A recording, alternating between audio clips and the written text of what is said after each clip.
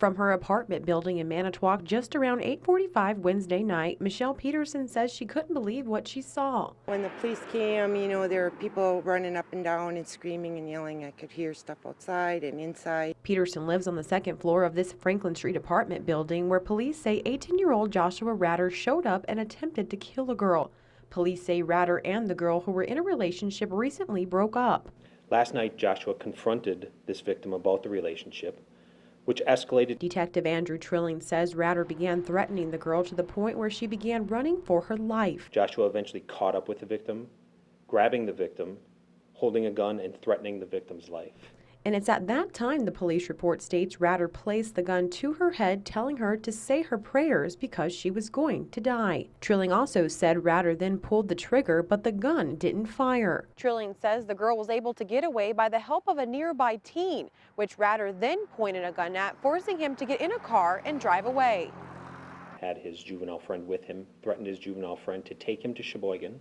After they were there, they ended up driving back to Manitowoc County. Trilling says that's where Ratter was taken into custody, and he says 2 guns were recovered, which Ratter had stolen. Joshua stole 2 of the guns from a house of where he was staying at.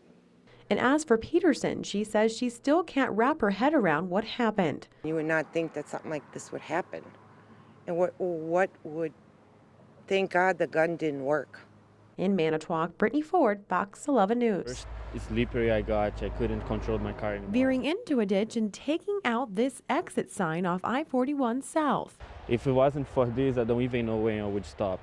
This is what stopped my car. Still shaken up, Yuri Brazera says Wednesday's conditions were some of the worst he's ever driven in, having recently moved here from Brazil. I never drove in the snow before. It's first time driving the snow. And it wasn't just those dealing with the snow for the first time that had some difficulties on the roads Wednesday. It's been really busy. It's the first big snow of the year. The roads are really slippery. State Trooper Lou Judge says Winter Storm Abigail was throwing off even some of the more experienced drivers. This one here is our 5th. Since we've been here, there's a 6th one today, just in Outagamie County.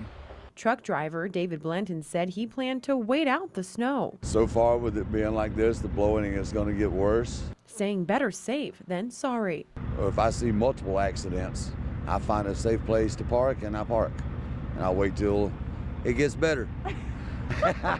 And Judge says drivers should always put safety first. They need to slow down, turn on their headlights. See a lot of people running around today without their headlights on. Just be aware from the changing conditions. Traffic stops suddenly and people keep running into each other. Now, State Patrol says the best safety measure is to stay off the roads. If you don't have to drive, they encourage you to just stay home. Reporting live in Green Bay, Brittany Ford, Fox 11 News.